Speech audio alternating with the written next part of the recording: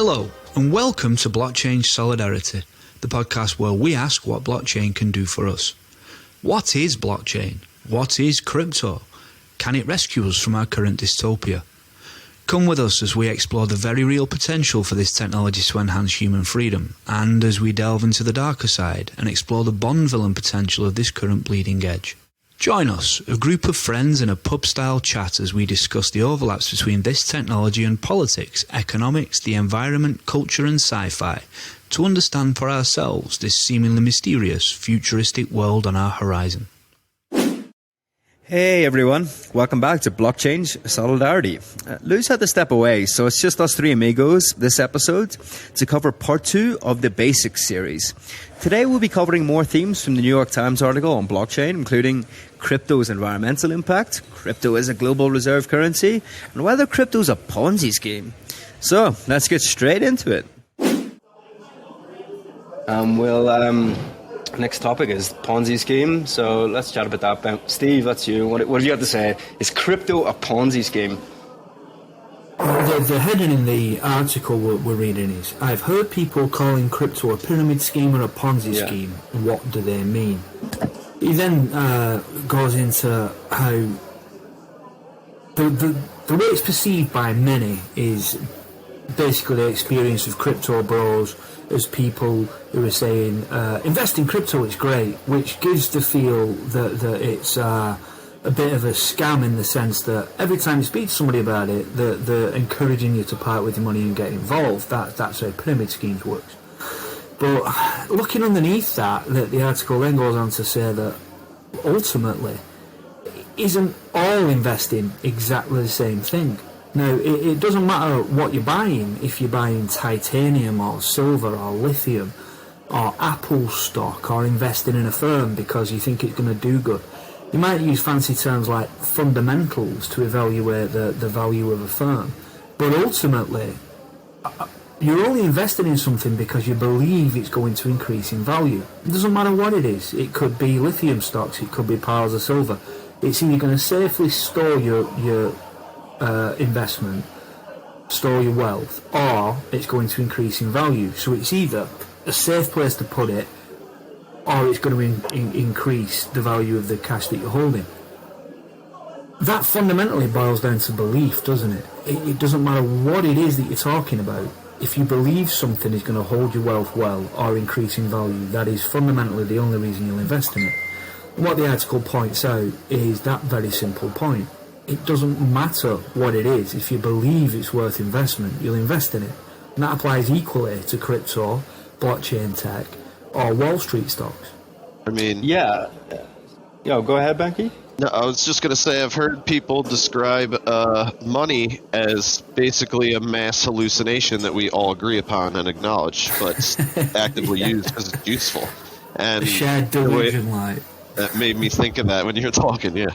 I do. I suppose I see what you all guys are saying, and I'm like what this guy has said. I guess my confusion seems to be that what he writes is like, is it belief? Like, how does crypto differ from the stock market in terms of speculation versus inherent value?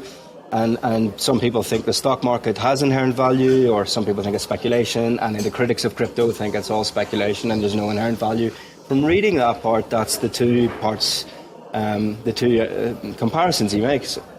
But for me, and I could be completely wrong about this, isn't a Ponzi scheme like solely about you get money in on nothing? Like, there's no debate about speculation or inherent value. It's literally a Ponzi scheme is money in, you give off the impression in your communications that there's something, and you give out money to keep people. This might be a pyramid scheme, but I don't know the difference.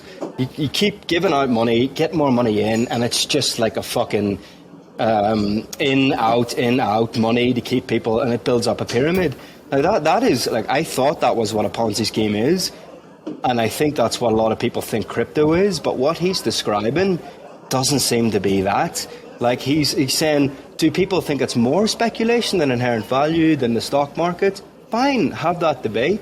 But a pyramid scheme or a Ponzi scheme is entirely different. Like, it's there are literally money in, the money out. So there are examples of Ponzi schemes happening in this space, but they tended to happen, like all Ponzi schemes do, because of a lack of information and awareness of it.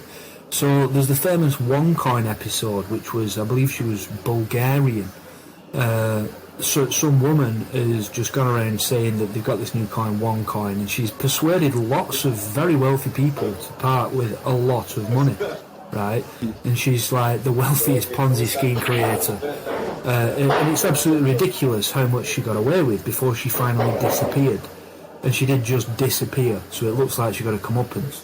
Yeah, but these things operate in a space of ignorance, Alex. That's the thing. People don't know enough about the thing.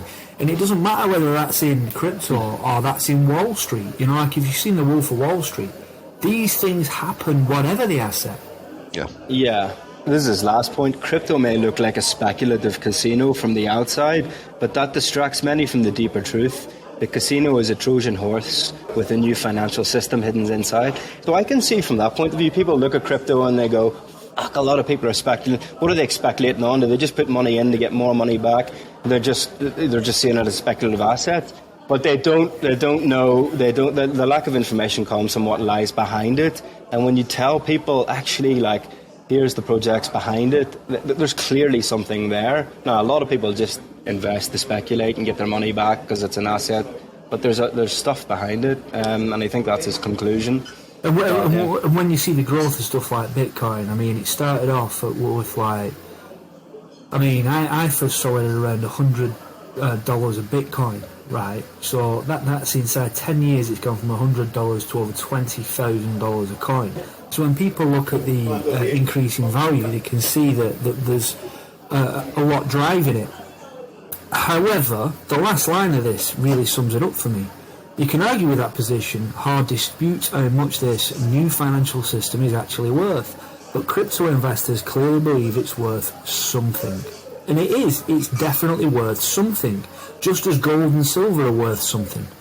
The question is about whether or not people's belief in it matches up to its actual market value, if you're with me. And that is something I can't answer. I'm no economist. What I can say is this stuff has some intrinsic value because blockchain is a thing. We've spoken about that throughout this pod, and there's certainly things of value there. So whether or not to invest in it is a personal choice as far as I can see, but it isn't a pyramid scheme and it isn't a Ponzi scheme because there is something of value there. Yeah, whether or not you invest in it depends on your belief, the same as it does in Apple stock or Microsoft or silver or gold, frankly. Yeah, Bemke, I don't know if you want to cut in here, but I think Ponzi scheme, pyramid scheme, it's not even, like, there is some currencies out there, some cryptos that are that, and unfortunately maybe that gives it, there's not much behind it at all, but I think his thing here is, like, people say the whole crypto blockchain world is a Ponzi, and that's crazy because there's only a few that are literally there's nothing behind it and the people run off with the money, but that's the minority of cases. That's not to say these things aren't operating in this space though, right? Because I mean, it mentions OneCoin and the Virgil Sigma Fund in the article. But, you know, in this last week, I've had a couple of calls from people who could barely speak English and tried to tell me they were from Blockchain, which tells me this stuff is still happening. People trying to take advantage of a lack of knowledge on this subject in the public domain. One of the reasons we're doing this pod, so we can try and address that. Yeah, exactly. And it's just funny, my dad sent me a message this morning, and he's like, son, what's this? I clicked on the link, and it was like Elon Musk linked Bitcoin thing. It was like something like ridiculous, like, you know, give 2 Bitcoin to Musk and he'll give you 1 back. Ridiculous. I was like, Dad, that's a scam, mate. You know, like, but no, it's true. Like, a lot of people, there's a lot of this. Part of this is like, it's a whole new economic financial system, growing pains. There will be some scams.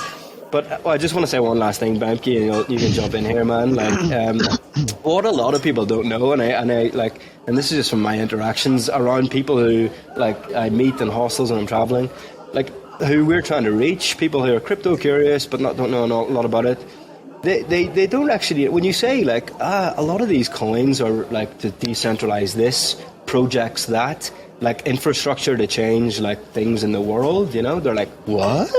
You know, there's that like world like social aspect element of it, and like infrastructural element to change big things. They're like, so what? Different coins or different projects? And you're like, yeah. So like. And then they're like, wow, shit. So I'll go and look at the ones that really interest me. If I'm environment, I guess I'll look at that one. If I'm social media decentralization, I'll buy that one. So, yeah, it turns out, actually, when you scratch the surface, it's so interesting. Very far from a Ponzi scheme. It's actually real projects, and people are really interested in that. But, yeah, there is some ones out there that are Ponzi's, but not the whole damn thing. Sorry, Ben, keep going ahead. So I just wanted everyone to know the difference between a Ponzi and a pyramid, because I do know the difference, and they're actually both very, very similar. The difference is that they're both infinite growth models, and like that's the only way they can work, pretty much. And a Ponzi is when you just take investors' money and you pay them with literally, it's just a pool of money. It's what Bernie Madoff did, basically. He would just give money from new investors to the people that were owed, like whatever their investment was that week or month or you know what I mean, that year. And a pyramid scheme is when you need to recruit people in order to actually, like, you have to get people in to the point to like, you know, where you say like, all right, you have to get 2 people to join, and then you move up a rank or something like that. And then as time goes on, it becomes unsustainable, like really quickly. And that's the difference. Like, it's really not that weird. And it's also really easy to figure out which ones are this, because they basically have to have all of the things Bitcoin has and then be able to do other things. And if they can't do that, then it's probably some kind of scam. But at the same time, if you can literally go and read the code and figure it out. Like, all this stuff's open source. So if you don't understand the code, that's one thing, but like, you can find people who do if you really are interested in it.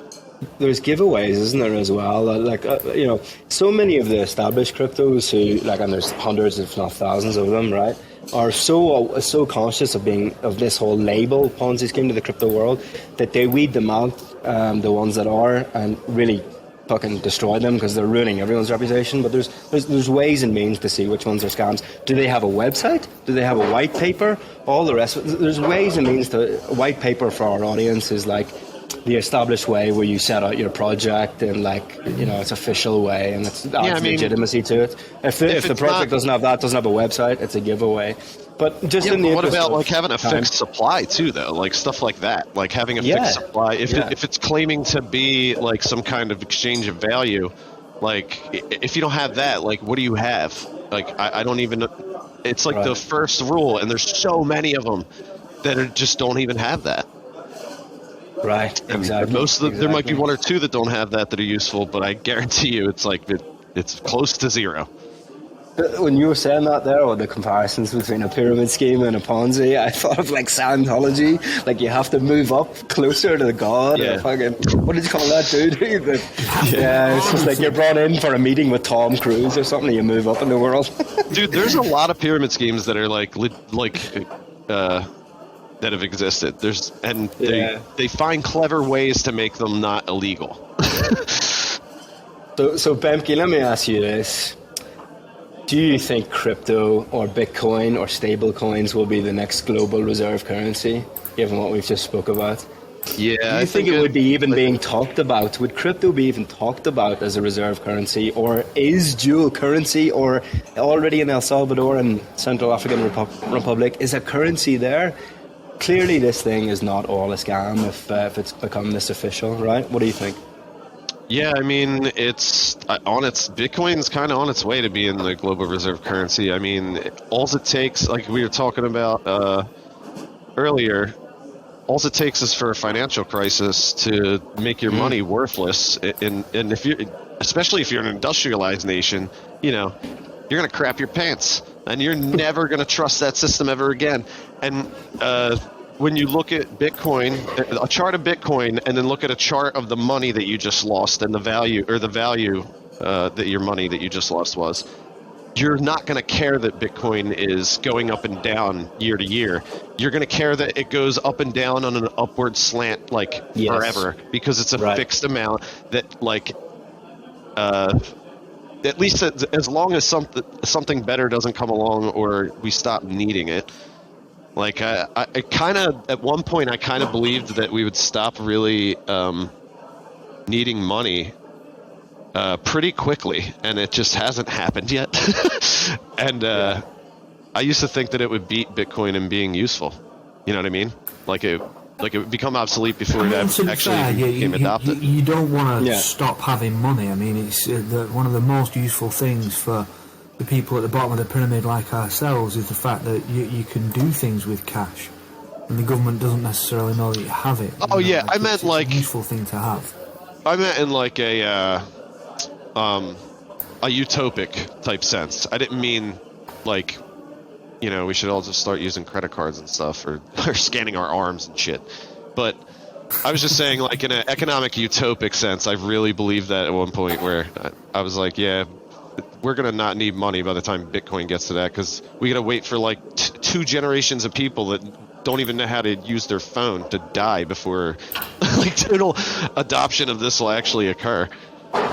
So, and that's an interesting point. We can maybe come back to that, the question of value and money, and do we need it, and what is value, what is money? Like, you know, like, I mean, there's a whole question now of your value, maybe your reputation. How much work have you done for this community? You know, how have you done some work for the football team? And that's called soul-bound NFTs. We'll get onto that maybe in the next in next week's session. But like, so there's questions around what is value, what is money, and where does it come, top down or from communities? Really interesting questions. Let me ask you this, guys. What do you think are the current infrastructural barriers from something like Bitcoin becoming a global reserve currency? Is it like technology? Like, you need like more people using it? You need this, and you need to get billions in here using Bitcoin before it's even considered. What do you guys think are like the actual practical steps that need to happen before we consider this? I think to start with, there's still a sense of the Wild West around it. One of the sections in the article was about regulation, and there's very little there. There's reasons for that, and it's not all necessarily a bad thing, but it needs more awareness of it, the sort of awareness that would protect people from scams, and it needs a bit of regulation in place so that it increases confidence in it. Now, those are going to be barriers to it being properly mainstream. And then also there's access to technology. Mike Benke was saying, you know, people need to have the phones in the hand and be comfortable using them. But there are still hundreds of thousands, well, millions in fact, of people in the world who just can't even attain a phone.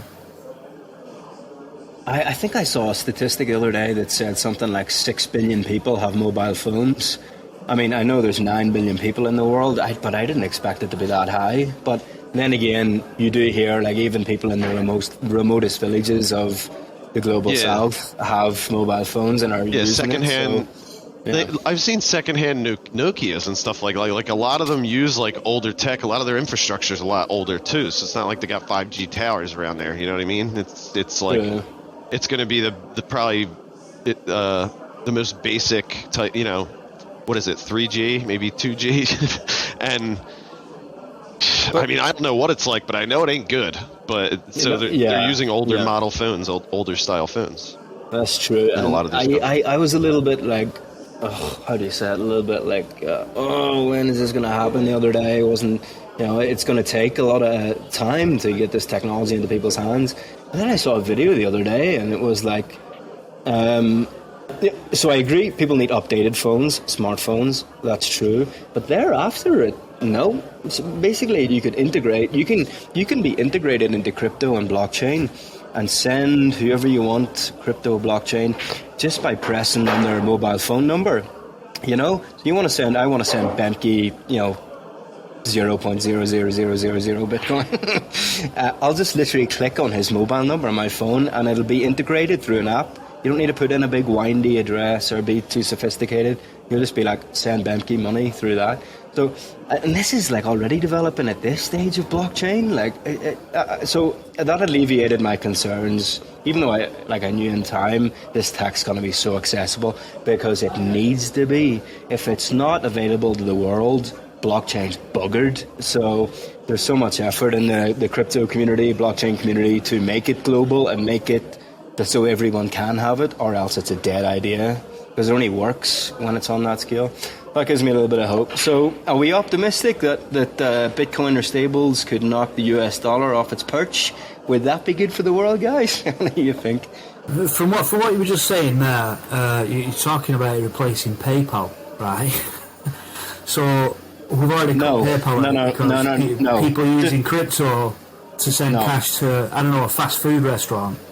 No, and this is one of the common misperceptions. Is crypto just another payment system? It's not. It's an economy. This CELO network, it's called, allows you or your community to tokenize, to make loans to each other, to do different economic and financial things within the community on the blockchain. PayPal's just a way to move money.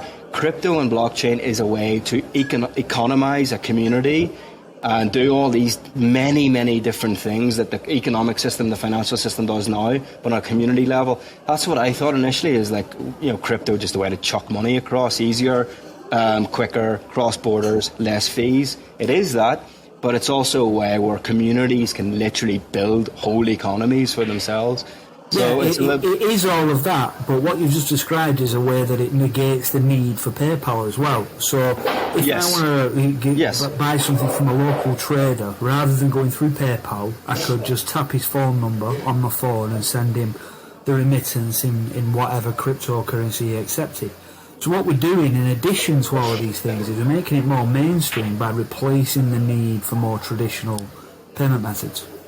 Yeah, that's it. Yeah, and that's good enough. PayPal is mainstream, right? I mean, everybody's heard of PayPal, and probably everybody, like most people use a phone will have used it at some point. Mm-hmm. So if we're already replacing stuff like that, how long before it is a mainstream thing? Yeah, fair point. And we're going to get, in next week's episode, when we talk about these projects, and we dive into Web3 and DAOs for everyone listening, we're going to bring out some more detail on some of these things. It'll blow your mind, honestly. I was just reading some of it earlier, and I was like, wait, what? So, okay. Hey everyone, it's Alex. Just taking a second away from the chat to say thank you again for joining us on this journey. If you like what we're doing, please consider supporting us on our Patreon. We've put the link in the description. Times are very tough out there, so you can also help us in other ways, such as sharing or liking our content on social media, rating our podcast on iTunes, or just spreading the word about our project to your friends and networks. We've put all of these links in the description. Help us build the people system with blockchain. Now, let's get back to the chat. Well, so let's move on. Steve, this is your topic. And you talked a lot about this on the pilot episode, so it's something I think you're really interested in and passionate about. Is crypto bad for the environment? What do you think?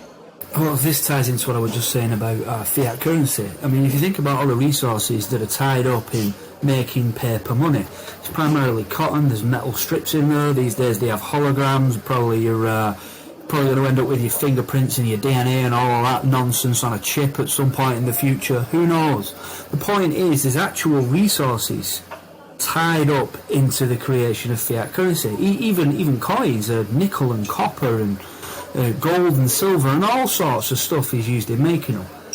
Everything we do in this material world has some material environmental impact. The issue with cryptocurrencies seems to be energy consumption more than anything. And then when people talk about energy consumption, they'll often talk about the precious metals that have been mined to make the electronic devices that it's used for. So the laptop or the phone that you access it on are probably made of plastics from the petrochemical industry. There's precious metals in there to make your CPU run. The battery probably contains lithium. And then you need the electricity to power the thing. So if you're going to ask me, is there an environmental impact? The answer is obviously yes, there is some environmental impact to it. Just to stop you there, Steve, and dive into that explicit point a bit more, is there any numbers that this New York Times journalist gives us that you can comparable, like the Bitcoin blockchain, I think he just says here, the annual energy consumption is comparable to Thailand. Just to give our audience like an idea of what we're talking about here. Like, yes. Notice any other numbers there? So far, we literally just talked about the material components to tangibly build your phone for it to store power. Then you get to the actual power usage. The Bitcoin blockchain, for example, uses an estimated 200 terawatt hours of energy per year, according to Digiconomist, a website that tracks crypto energy usage, comparable to the annual energy consumption of Thailand. And Bitcoin's associated carbon emissions have been estimated at roughly 100 megatons per year, which is comparable to the carbon footprint of the Czech Republic. So you've got Thailand and Thailand's energy consumption and the Czech Republic's carbon footprint. Yes, there is an environmental impact to this. It doesn't matter how you cut it, there definitely is one. And maybe this is one of those things that technology is going to fundamentally change in the not too distant future. The reality is that the environment is changing, and that's not to ask you whether or not you believe in climate change or whether or not you think the air is becoming more toxic.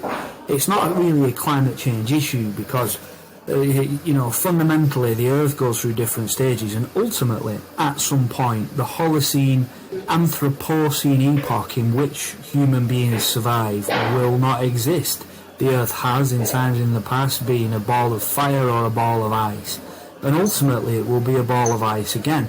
Now, why I say that doesn't really relate to your beliefs in climate change or not is it could be 10,000 years or 100,000 years away, not 10 years away, right? That's where our beliefs might vary on this.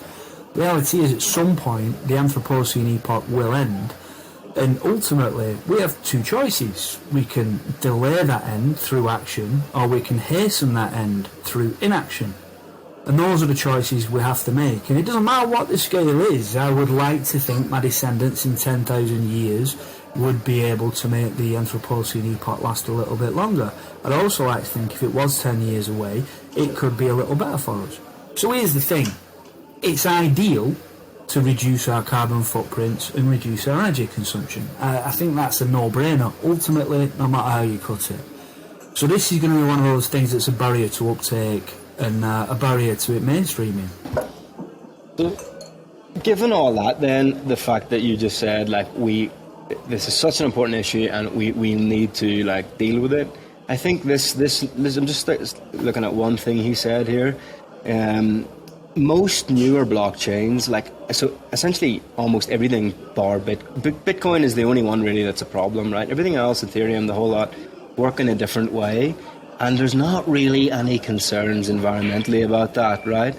So just like Ethereum, for example, is what he says, is scheduled to switch to a new type of way it works. It's called proof of stake for our audience, but it's just a different way to run its blockchain, which could reduce its energy usage by as much as 99.5%. So just given, we've said, Steve said there, that the energy consumption of Bitcoin comparable to Thailand, a lot of our audience are probably like, shit, Bitcoin alone compared to Thailand? What about the other cryptos? Does that mean every country, are they comparable? Is this the whole world then? No. It's only Bitcoin's the concern. All the rest of them aren't. So I'd almost put that out of the way. But then let's just deal with Bitcoin. Does he say anything specifically about Bitcoin, Steve, that you picked out in how he caveats it? It's worrying now, but they're moving in a more renewable direction, right? One of the biggest Did he say anything issues specifically about that? One of the biggest issues with Bitcoin itself is the way it's mined is energy intensive, and then there's the way the transactions happen. It's not proof of work, it's the other one in it. I forget what it's called. No, Bitcoin's proof of work. Everything Bitcoin else is proof of stake. Proof of work. Yeah, that's right. The proof of work is also an energy intensive process, so it has a higher energy cost than other currencies. But this is the thing that it all spins on. The current financial system uses a lot of energy. Yeah. Devices plugged in every bar and pub and club and restaurant you're ever going to go in, right? Every pay point has a card machine, probably several tills and computers and an internet connection to verify all of the financial transactions. So how much of that is going to change? And the tipping point is going to come when cryptocurrencies have a smaller environmental impact and or energy cost than traditional currencies. This is why I've given you all the preamble about the materials that cash itself is made from.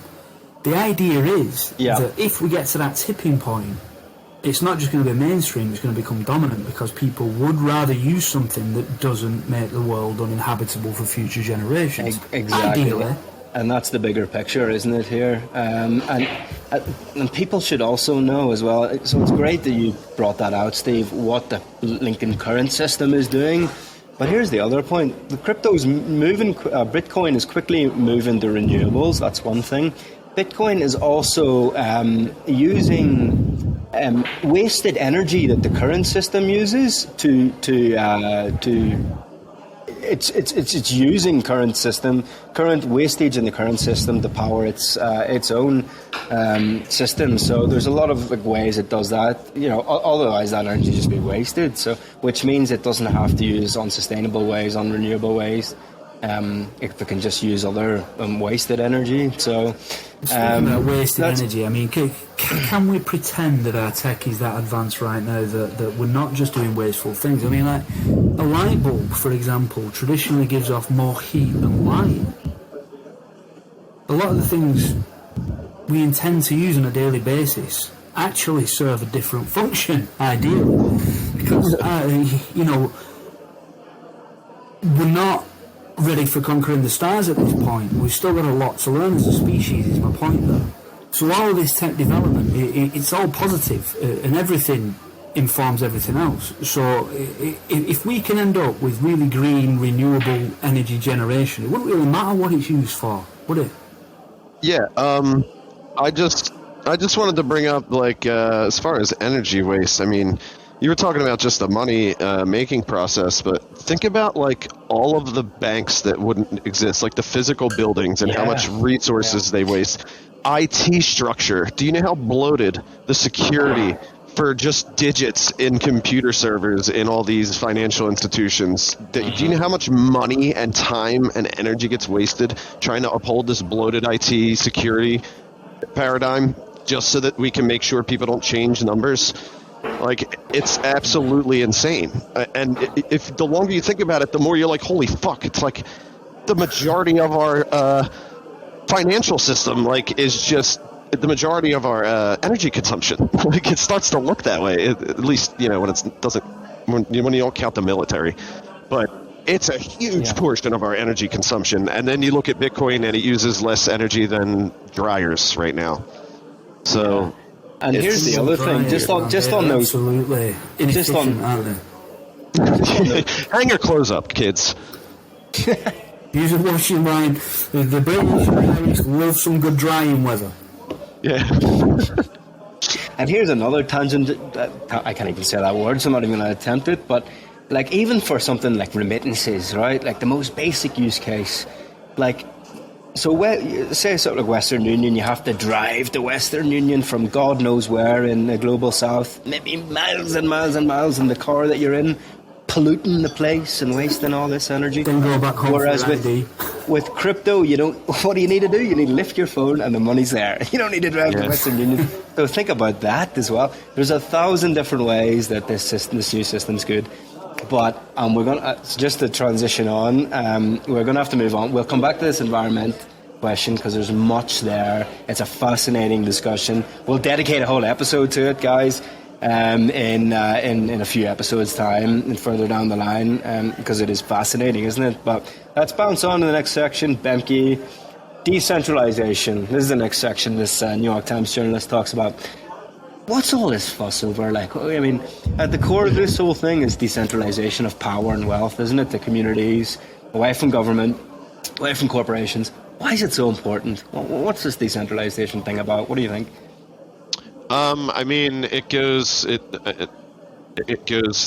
the political sense. It goes in the actual pragmatic sense. It's democracy. It's the decentralization is almost like a synonym to democracy.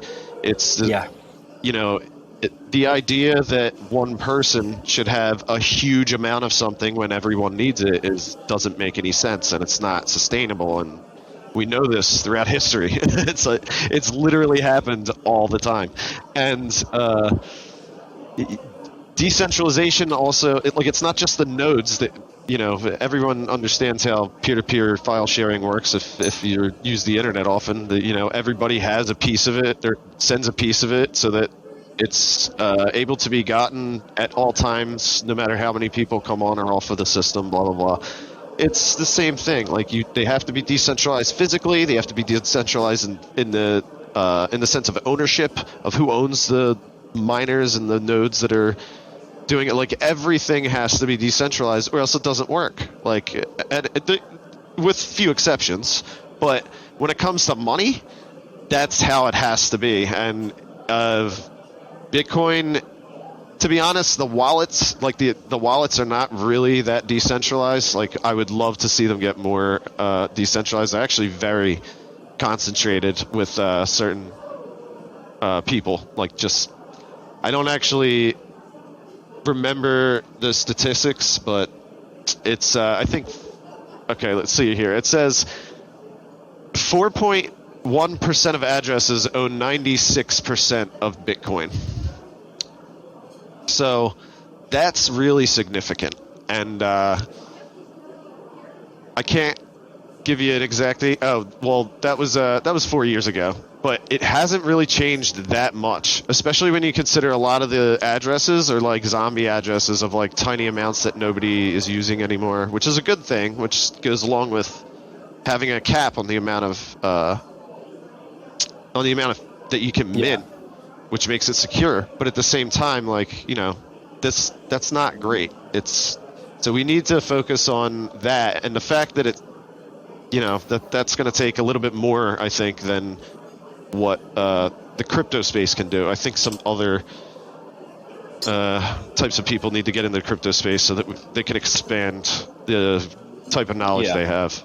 So I think that's a really... What were those stats we were given before about the people that own cryptocurrencies now are predominantly white and male? That's the next section we're going to get on to. Mostly that it's affluent white men who are developers and investors. It's mostly minorities of all types that are using crypto, because it's mostly in the global south that it's being really adopted. So that does make sense. That's the next section. Let's get on to it. And nextly, just to keep it a little bit higher level for now, without getting into the dynamics of how decentralized or not Bitcoin is right now, they would say when it becomes more adopted and it's used by everyone, it won't be big whales and the majority holding on to it because they'll have an interest in selling it and it being used and all the rest of it. Here's the bigger question. Just for our audience here listening, who are trying to understand, like, give me a practical example of why decentralization is better than centralization. Let's take even social media or collectives for artists, music artists. You cut out the intermediaries, you give the power to the creators, or you give the power to the users in the community. So say, like, and we'll get onto this in next week's episodes, farmers in Mexico who want to sell their coffee, right? They choose like who to sell it to, how they sell it, what price. This is the thing. Instead of it being centralized or by faraway markets, whoever, stock market or whoever in New York, it's these local communities. When you decentralize money, tokens into their communities, they own it. They say what goes down. They govern it, the whole damn thing. So it gives it. Democracy is the right word, Bemke. You said it right there. If it's done properly and it's decentralized and democratized thoroughly, properly in every way, politically and infrastructurally, this is like takes out all the centralized scabbers, and it gives power back to communities in a very real sense. People might be thinking, what you mentioned musicians there? What do you mean? It takes out the whole music, the whole creepy intermediaries who own the rights for musicians' work and all the rest of it. You'll simply interact straight with the musician who you like. You'll send your money straight to them. They might even tokenize their music, and they'll give you an investment in it. So when they get more successful, you will too. This is just a way that when we talk about decentralization, what the whole thing is about, this is a way in every sector of life, power to users and creators, people on the ground at the lowest level, and it skims out, takes out all the people who don't create, they don't use, and who just are like vultures, right? So this is why it's important to understand that without decentralization of power and wealth, you're not gonna get a changed system. So just to make that absolutely clear, and who doesn't want that, really? Like, you know, so I mean, it's inarguable, really. I think. So let's move on to the point that Steve was alluding to, that who uses crypto. And you know, I think a lot of people will be surprised at this too. Like this in the New York Times article, he says crypto is still dominated by affluent white men, in the sense of developers, investors, people who invest, you know, put their money in for an investment, obviously. But the people who are actually using crypto in their everyday lives are Asian, Black and Latino adults, and a lot of women actually as well. He says women make up 26% of crypto investors, and I think it's more percentage than that of users, right, as well. So minorities are using it, it's white men that are investing and building it. Who's surprised by that, given the dynamics we know about, you know?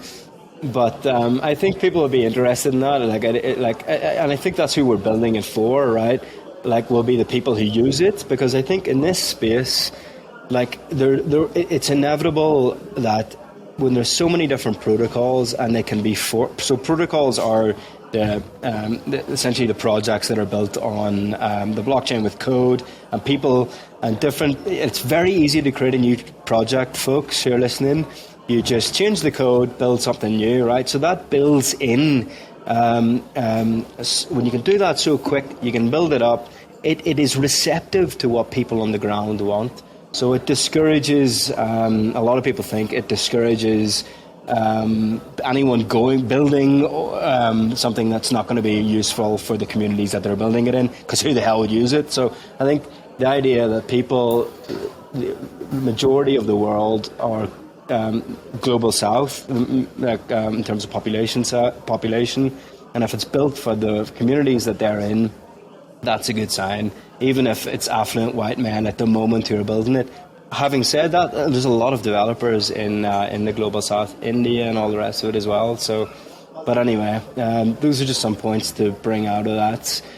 Steve mentioned last week also, like, who's using it, like, in the sense that a lot of people think like it's white supremacists who are using it, or dictators to get around sanctions. We discussed last week, not really for the dictators who are trying to move hundreds of billions. Yes, there's white supremacists that use it. It's a technology. But this guy says, I'll read out what he says. Of course, there are millions of crypto owners, the vast majority of whom are not white supremacists. And the same properties of anonymity, can't say that word, and censorship resistance that make crypto useful to white supremacists might also make it attractive to Afghan citizens fleeing the Taliban, or trying to get around US sanctions in Iran, wherever. So, you know, it's there to be used. There'll be elements that use it we don't like. There'll be elements that it offers a freedom tax for people. So I thought those are the key points out of who uses crypto. Do you guys have any points that you want to bring up? Yeah, back in the early days when I was first learning about it, it seemed to be a lot of right-wing people talking about it. And that's probably why this article covers the fact that some Nazis, American Nazis, have done very well out of it, because they'd have been plugged into a conversation 10 years ago when it was worth $100 a Bitcoin. So they spent $1,000 on it then, and now it's worth 25 grand a coin instead of $100. So, yeah, there's some wealthy Nazis. It's made some wealthy Nazis, but only because they adopted the currency early through listening to right-wing pundits talking about it. It's funny how, like, both the left and the right have got on board with this. Because it represents something for fundamentally different reasons in many cases. I mean, I'm sure the decentralisation, the fact the lack of regulation, the fact that you can move cash without the government being able to stop you, all of those are assets for anybody, whatever the political persuasion. But the reality is, it's a tangible technology with something underpinning it. Yeah, here's another point that maybe feeds into crypto's culture and the mainstream narrative around around it, right wing or left wing and all the rest of it, who's using it, the geeks and who's it for, crypto bros and all the rest of it. It fits into this culture, this narrative of it's, there's only these kind of people that are interested or whatever, but like that is inevitable for new tech, and people are super passionate about it, but in time it'll become more mainstream, so it does feel a bit inclusive at the minute, and you see the media saying it's right wing and left wing and all the rest of it. But Steve nailed the point there, and I think maybe we should bring that out because our audience would love that. What is it like that right and left? That some parts of the right and left are interested in this, and you mentioned it, Steve. I just want to bring it out a little bit further. Like, it's crossovers in that it's stateless, and it comes down to what ultimately I think they see that it will be communities. It'll be democracy down and communities down, right? So they're like, yes, fine. That means we can control it. So libertarian left, libertarian right, okay? But ultimately, I don't think anyone who's not on the libertarian right or whatever, or the white supremacist, they're different things. But ultimately, the crossover here is if people, even on the right, libertarian right or libertarian left, want to bring it to communities and have their own currencies in communities, I think ultimately the majority out there will join communities that are more open, socially left, environmentally left. So if you're on the left, I think the majority out there would go that way and not on the right side, right libertarian side.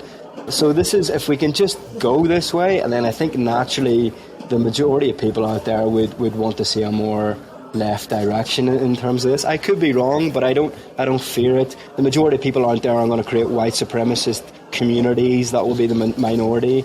But what's important here is even right libertarian communities are open to common ownership, are open to building communities with this. That's fine. Go and do it, and people will join your community or they won't. I'm pretty confident that the majority out there won't join like right libertarian communities. Fine if they do, as long as they're not white supremacist. But I think getting the first step of going libertarian and freedom, democracy down, the first step. That's the first step we almost need to do. So, I think encouraging from that sense. What do you guys think? Yeah. What you just said there about libertarians of all stripes, these are people who believe in freedom, ultimately. Yeah. And when you mention with white supremacists, those are people who like authoritarianism, primarily.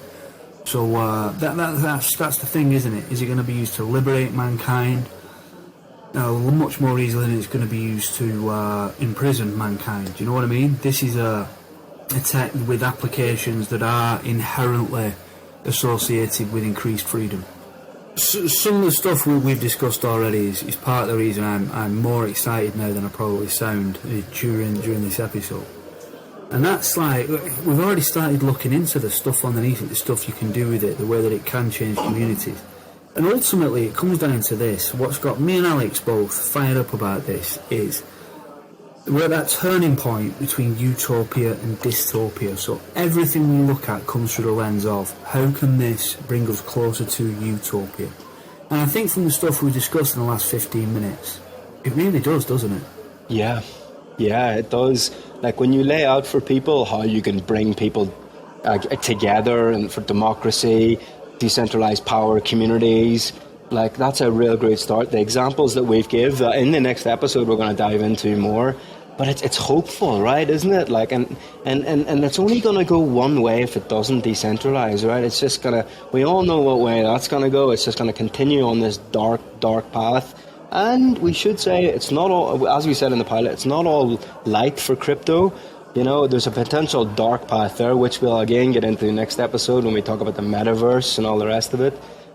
We on this pod are going to be showing our audience, you guys listening, a way that it could go a dark way or a light way. And the light way is power down, power into communities, them taking control. And the other way is it's not properly decentralized. There's an elite, even within crypto communities, that have too much power over others. That might still be a step forward from what we have now, because it's pretty dark now. it might not be, depending how it goes. It could be really, really dark, actually, maybe even darker than what we have now. So that's it. Isn't that the dynamic? We're giving you the hopeful case, but being aware of the darker case as well. Let's wrap it up there. Next week, we're going to dive into NFTs, DAOs, Web3, Metaverse, DeFi, decentralized finance. So we're going to dive into those things. Those are the main things. We're going to present, again, the positive outlook, the negative outlook, what's good, what's bad, and all the rest of it. Stay tuned for that, folks. That'll be really interesting.